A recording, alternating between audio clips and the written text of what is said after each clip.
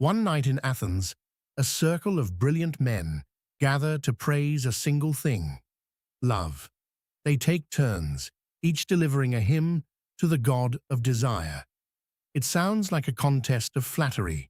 It is something far stranger, because the thing a man calls lovable is a mirror. It reveals the exact shape of his soul. So this is no dinner party. It is a diagnosis in disguise. One by one, these men are about to give themselves away. Each speech praises Eros on the surface. Underneath, it confesses the speaker's inner nature. This is the hidden engine of Plato's Symposium. You are what you love. Watch closely, and a parade begins. A procession of speakers, each exposing a soul more disordered than he knows. Plato's Symposium ranks second only to the Republic. Its subject is love. But it works on many levels, hidden meanings layered beneath the surface. The setting is a banquet thrown in honor of Agathon, a young and promising poet. He has just won first prize at Athens, the highest honor in tragic drama. He is handsome, he is clever, and he studied under the sophist Gorgias, a teacher of beautiful, dangerous speech. A Gorgian training produces speeches that are plausible, even beautiful, yet morally hollow. Agathon's tragedies have triumphed, but the dialogue plants a quiet doubt. Are they truly beautiful, or only clever? Socrates has been invited too, and tonight he does something rare. He bathes. He combs his hair.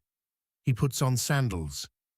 A man who usually goes barefoot, indifferent to his appearance, in shabby, well-worn clothes, has dressed for the occasion. On the way to the party, Socrates stops. He falls into one of his strange trances, standing motionless, lost in thought, refusing to be disturbed. He tells the friend walking with him to go on ahead. When that friend arrives and Agathon asks where Socrates is, the answer comes. He stands outside in the dark. He will enter only when he is ready. The banquet begins without its deepest mind. A theme surfaces early, in talk of who sits beside whom, the nearness of bodies against the nearness of souls. For Socrates, real love is the closeness of souls. The other guests understand eros in the flesh, the touching and joining of bodies. Nearly all of them share some physical bond, except Aristophanes and Socrates. They are bound by something else as well. They are poets, or the products of a sophist school. In Plato's eyes, these are corrupted souls, and that corruption shows in how they speak of love. Here is the organizing principle of the whole dialogue. Eros sits like marrow at the center of the soul. When a man praises love, he unknowingly displays the inner structure of his own self. The thing you love reveals who you are. To say what is truly worth loving is to confess the core of your character. So each speech runs on two levels: a hymn to a god above, a self-portrait beneath. When Socrates finally enters, he takes the seat beside Agathon. And here, Plato plays a quiet game. Agathon in Greek means good, so the philosopher is placed directly next to the good. A small joke, a deep one. The man who hunts for goodness sits all evening right beside its name.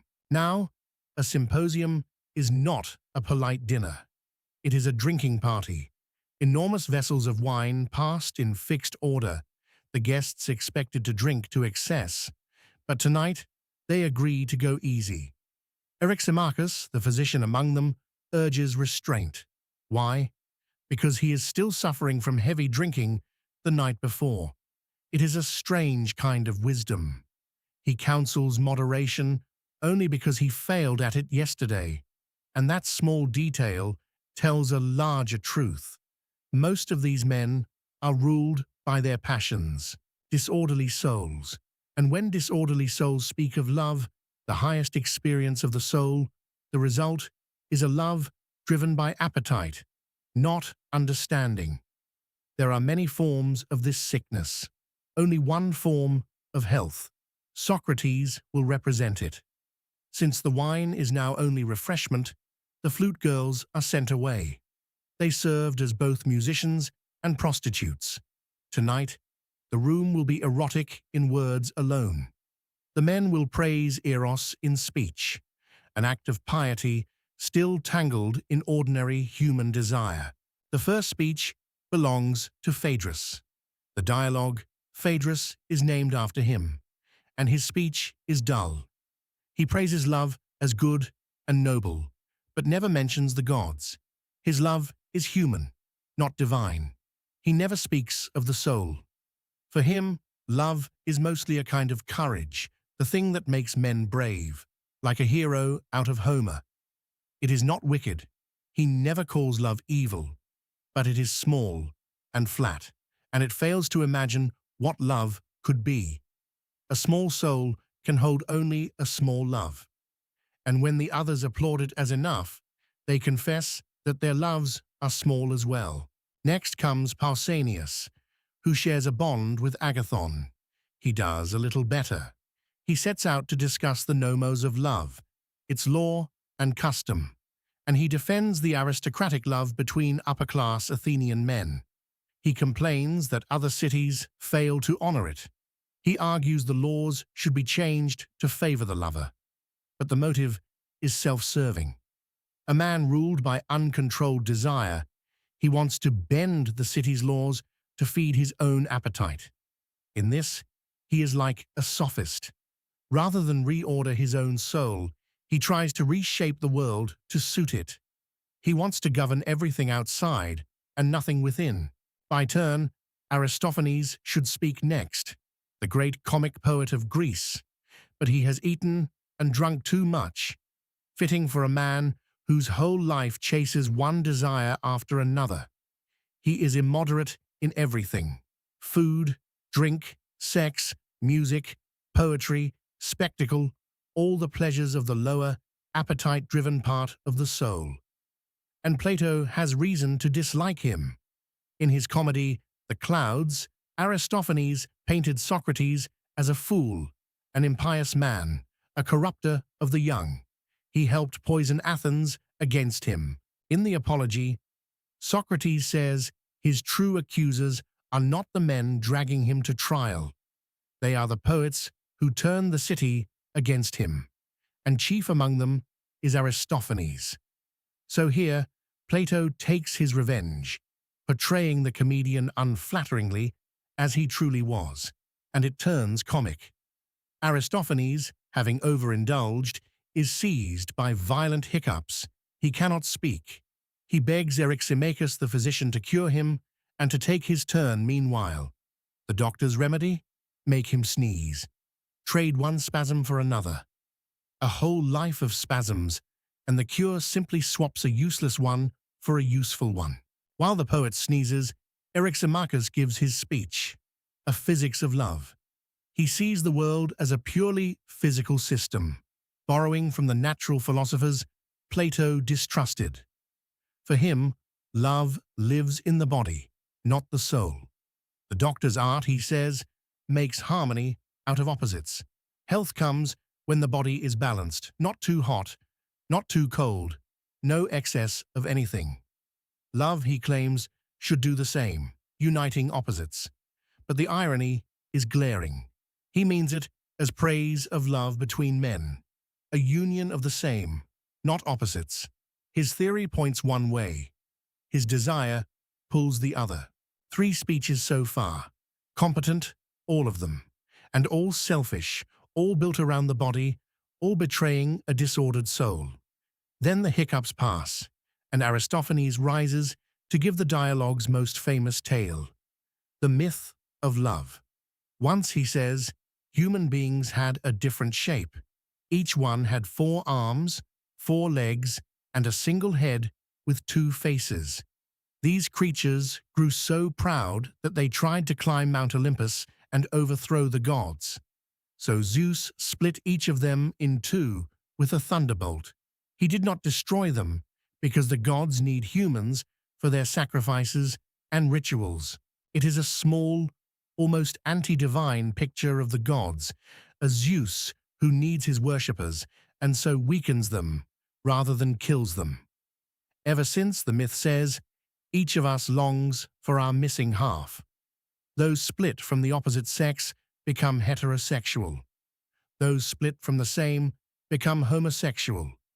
To Aristophanes, all desire is the same. Desire itself is what matters, and human life becomes one endless search for the other half, a hunger to recover a lost wholeness. But the myth gives him away. He is himself an incomplete soul, the half that wants and craves, not the half that reasons. He believes the highest good is desire, gratified as fully and often as possible. By inventing this myth, he confesses without knowing it that he is half a man, not whole, not integrated, and he projects his own broken idea of the good onto love itself. The deeper failure is that he does not understand himself. The Phaedrus had taught a chain. Know yourself, and you can understand love and understand others. Aristophanes grasps none of it.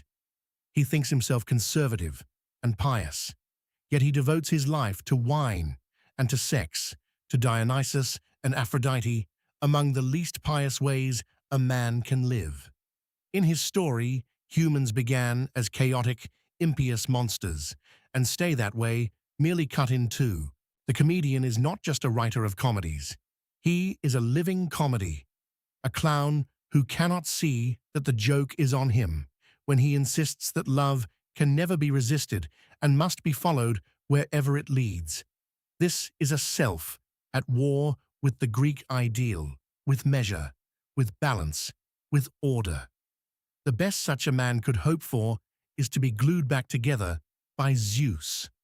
And now the room turns to the man of the hour, to Agathon, last of these speakers and the most polished of them all.